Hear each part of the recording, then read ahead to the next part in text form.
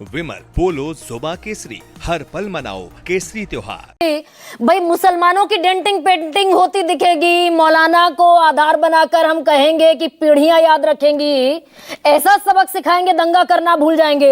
ये जो दंगा करणी सेना के लोगों ने किया था आगरा में, हजारों की भीड़ निकल आई, पुलिस को पीटा, बुलडोजर लेकर चढ़ गए, तलवारें डंडे लहराई गई, बाकायदा पत्थरबाजी हुई। कौन सा करणी सेना का आदमी, किसकी डेंटिंग पेंटिंग होती दिखी अनिला जी? मेरी सभी को राम राम और शारदीय नवरात्रों की ढेर सारी शुभकामनाएं आपको, आप मेरे को पैनलिस्ट को और आपके सारे जो दर्शक हैं उनको। करणी सेना का विषय आपने उठाया कि वहां पर अगर उन्होंने अराजकता की तो क्या वहां गिरफ्तारी हुई? 30 से ज्यादा लोगों की गिरफ्तारी हुई है वहां पर। हाँ, कांवड़ियों का भी यहाँ पर विषय उठाया गया कि जब कांवड़ियों ने तोड़ फोड़ करी, ये ज्यादातर लोग और तो भाग कानून गए थे पुलिस व्यवस्था को को पीट पाट अपने कर। हाथ में लिया जी। ज्यादातर लोग तो आगरा में ये बाकायदा पुलिस की रपट है कि 99% लोग भाग गए हंगामे के बाद पीट पाट कर पुलिस को। जैसे मैंने कहा 30 से ज्यादा लोगों की गिरफ्तारी हुई, उसके बाद वो छूटे, जेल गए, कहाँ गए ये तो कोर्ट की जिम्मेवारी है। वो योगी आदित्यनाथ का बयान आया क्या कि करणी सेना के लोगों की डेंटिंग पेंटिंग होगी? अगर आप कुछ भूल जाएंगे करणी सेना की। ऐसे तो नहीं होगा ना, मैं बात शुरू करूं और आप बीच में काट दोगे तो ना आपकी बात हो पाएगी ना मेरी हो पाएगी। आपको जो जो पूछना है पूछ लो, मेरे को बात अनिला जी आप बेहद सभ्य, बहुत ही सौम्य प्रवक्ता हैं, और मैं बस छोटा सा सवाल आपसे ये पूछती हूँ कि क्या सूबे के मुखिया ने करणी सेना को इसी तरह का कोई ताकीद की क्या कि करणी सेना की 7 पुश्तें उन लोगों की भूल जाएंगी कैसे अराजकता फैलाई जाती है, कैसे तलवार लहराई जाती है? एक बयान बता दीजिए। ठीक है, आप ये कहना चाह रहे हैं कि जो अराजकता हाल फिलहाल में हमने उत्तर प्रदेश में देखी, उसके लिए हमारे मुख्यमंत्री जी ने जिस भाषा का प्रयोग किया है, क्या वो उचित है? क्या वही भाषा का प्रयोग जब करणी सेना ये उपद्रवियों ने वहां पे उपद्रव मचाया था उनके लिए क्यों नहीं किया? ये शायद आपका प्रश्न है, correct me if I am wrong.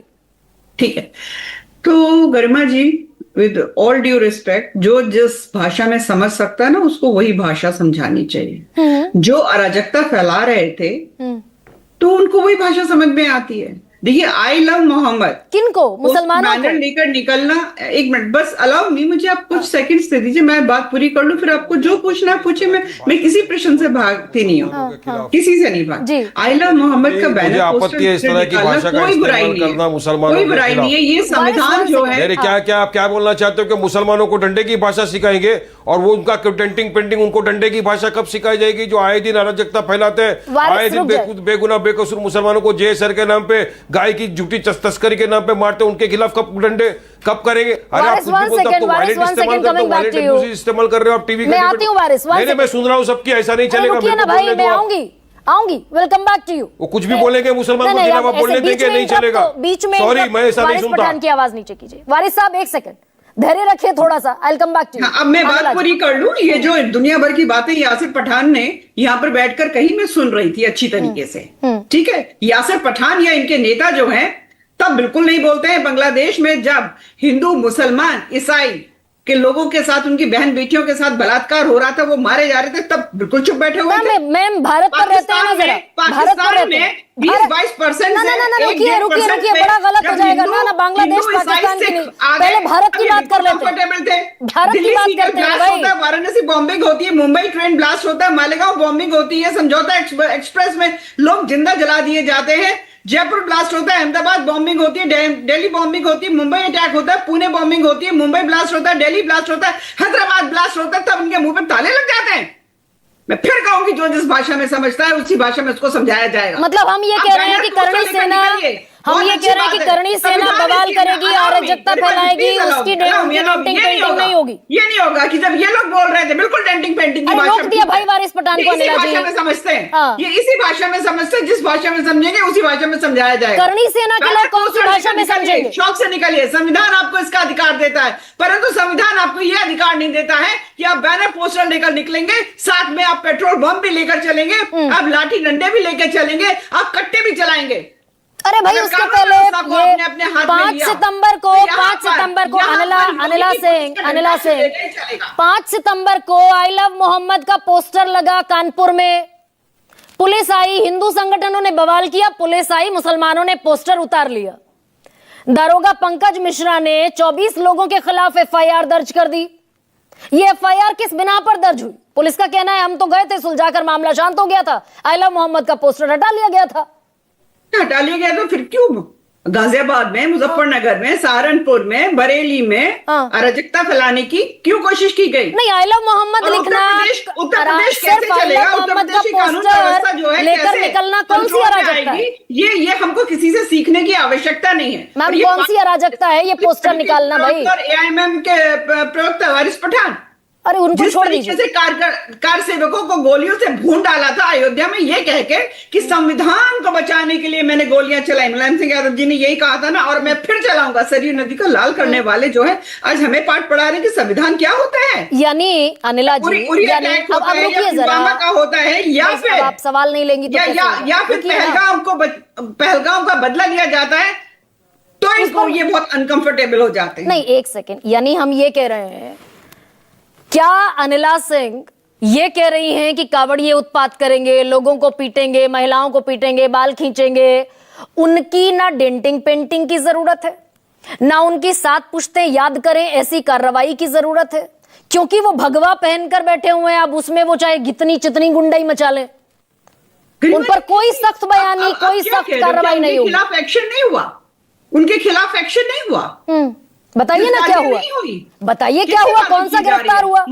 मैंने माना कि यहाँ पर भगवा के खिलाफ, यहाँ पे भगवा के खिलाफ 99% जो पॉलिटिकल पार्टीज हैं एक्सेप्ट भारतीय जनता पार्टी, वो भगवा के खिलाफ हैं। उन्हें तुष्टीकरण की राजनीति करनी है। मीडिया का एक बहुत बड़ा हिस्सा जो है वो अनिला सिंह ये गारंटी ले लें कि हर भगवाधारी, एक सेकेंड, मीडिया अनिला सिंह ये गारंटी ले लें कि हर भगवाधारी दरअसल संत है, महात्मा है।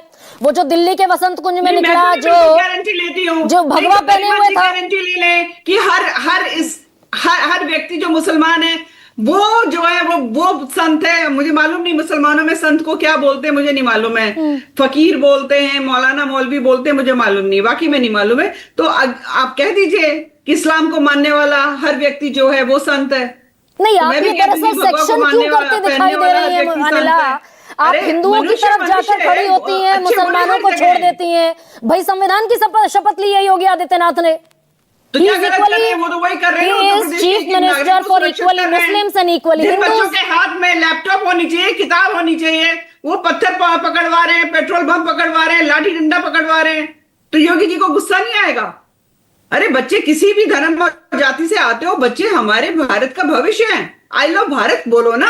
नहीं, उनको तो आप ये कह देते हैं, उनको तो बीजेपी ये कह देती है। आपका अधिकार है, पर आई लव भारत भी समझो भाई उनको तो बीजेपी के बड़े नेता कह देते हैं कि अगर मुसलमान विधायक जीत कर आ गए तो बाहर फेंकवा देंगे विधानसभा से।